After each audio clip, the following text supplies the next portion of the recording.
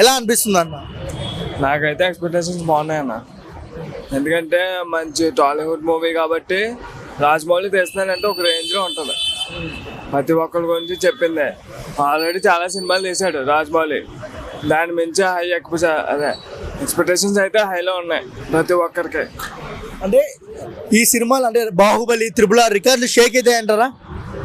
నాకు తెలిసి అయితే మహేష్ బాబు కాబట్టి అందగాడు, చూడడానికి బాగుంటాడు, హ్యాండ్సమ్ అన్నీ ఓకే.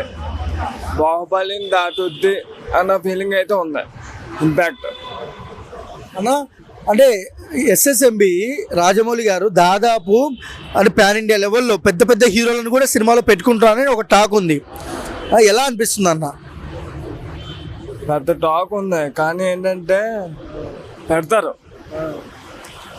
ఇప్పుడు చూడు, మహాభారతం ఇది తీస్తానని చెప్పాడు తన ఫ్యాంటసీ అని రాజమౌళి.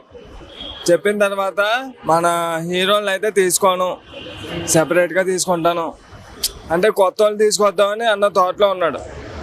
అంటే వేరే వాళ్ళు కూడా పరిచయం చేయాలని. ఎందుకంటే ఆయన తీసాడంటే ఖచ్చితంగా క్లిక్ అవుతాడు.